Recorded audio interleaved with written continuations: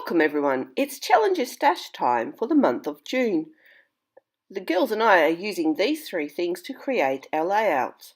I'm also cheating and adding a sketch in from Anna's craft cupboard. Here's a quick look at the layout, but let's jump into the process. Oh, there's me saying hello. I pulled out papers and things from the Hazelwood collection. I was showing there that I had this idea of creating that vertical half on the layout from the sketch using that piece of paper cut. Anyway, paint. Yep, let's do the packaging technique. Dismal fail. Well, it will be in a minute when you have a look. I left it in though to just show you that sometimes we do create things and they look horrible. But just keep going and you persevere.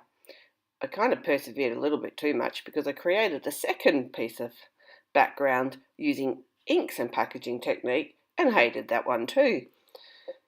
There you can see, that's the second version. Yuck, yuck, yuck.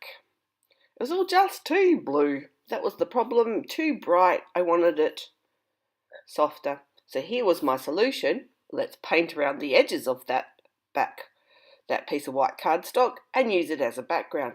I've used my paint. And then I went in through my stash and found some tattered rose distress stain and thought, yep, that's the perfect background colour that I'm wanting. Just soft and subtle, you know, just like me and Daisy, who the photo's about. Anyway, it's that soft and subtle, you can hardly see it on the video, I think. But I added some more and dabbed it up because I didn't want it to be too intense. I just wanted that soft little colour. It's almost like doing the packaging technique, but without packaging. Anyway, some extra splatters for a bit more intense. Decided to do that a couple of times because I wasn't getting the colour quite right. Just keep checking it. Yep, happy. That's it. More splatters. And then time to commit. Sticking it down. That's me. I like to commit. Anyway, thought, yep, let's go. I'd rather than just place it all there and re-stick later. I'm definitely stick as we go. I had fussy cut some more flowers from that original pattern paper for my background. You can see the daisy poking up the top there, and I wanted to use the daisy because the photo was about a little girl in my class called Daisy, or Mini-Me as I call her. She's my little full-time assistant. You can see the blue lanyard hanging around her neck. We have staff keys and an ID card and at school, not that I wear mine around my neck, mind you, but Daisy went and made her own with the help of her mum, who's also a staff member. So she has her own version that says she's Mini Mrs. M for my classroom. Anyway, you can see now some pattern paper around the photo, pulled in the doily, which is number 2 on the list, and thinking about how I'm going to lay that out. That piece of green was a left over or from a previous layout, and I thought, yep, perfect size, look at that, but the green just wasn't the right colour. Oh, and this bloomin' flower. I thought rather than covering it up with the photo, I would cut it out and put it somewhere, but that became more of a hindrance than anything. Every time I moved it, I wasn't happy with it. Anyway, back to the green. Well, it's not green anymore, as you can see, it's pink because I had another pink piece left over, and I thought, no, that pink is a better colour actually. I'm quite happy with that. I had thought I'd use something out of that little bit I chopped out. As it is, it's still sitting on my desk. Didn't use it at all. Went through the die cut pack for these butterflies. Didn't like the white edge, so fussy cut them out. Preferred that much better. And then on one of the cut apart sheets was this 6x4 green rectangle. I cut it in half diagonally because I thought it just adds that little bit of pop of green behind.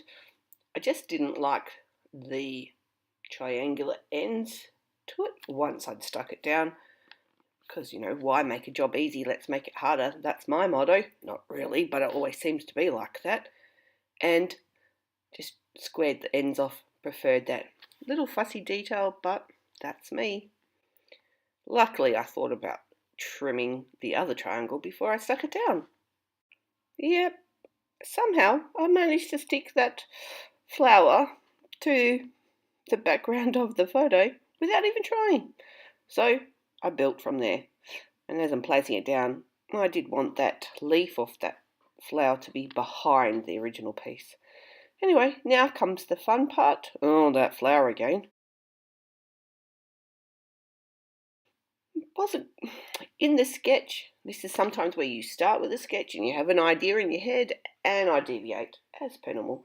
It had pieces of paper behind the photos in the sketch, and I didn't really want some vertical pieces, mainly because the flower piece that I've got is so intricate. I don't want to add too many more pieces to it. Although I did like this little bit of blue, just to tie back into, bring your eye back into the photo where I've got a blue shirt on, Daisy's got the blue lanyard around her neck. It just ties it together. Well, that's what I think anyway, and it's my layout. So anyway, stuck those down. And that flower, oh, chopping it in half, maybe that will help. I don't know why I just didn't throw it, but at the end I do quite like the pop of the corally colour underneath the butterfly. Yep, still thinking. Yep, still don't like it. Oh, trim a little bit off the edge. No. And, oh, yep, much better. While I continue to fuss with this bloom and flower, I will tell you a little bit about the photo. Earlier on this term, we have an Australia-wide test called NAPLAN, and I didn't want the kids to be really worried about taking it. And although we'd done a little bit of practice inside, I wanted to do a fun activity leading up to it. So I created this treasure hunt where they had to go and follow these clues around school, and there would be a card with the question on it, and they could practice that way. I was taking photos outside because we need them for our school magazine at the end of the year. And during that time, Daisy and I decided to do a little selfie. I did ask her and her mum if it would be alright if I used the photo in a layout, one of my videos, and she was like so excited. Yes, Mrs. M, I get a chance to be famous. I'm not quite sure about that, Daisy, but at least you're in one of my layouts. So as you can see, I added some stickers and some chipboard words, and now I've decided to add some butterflies. I probably went a little bit too far with adding the amount of butterflies that I did, and as you can see at the moment, a number of them have suddenly leapt onto the layout. And although I really like the blue ones, the one on the dark blue section of the pattern paper, I don't really like that. But, you know, this is what happens when you work like I do and you stick it down. Sometimes it's just another spot to embellish, and sometimes you just go with it. And today I'm just going with it.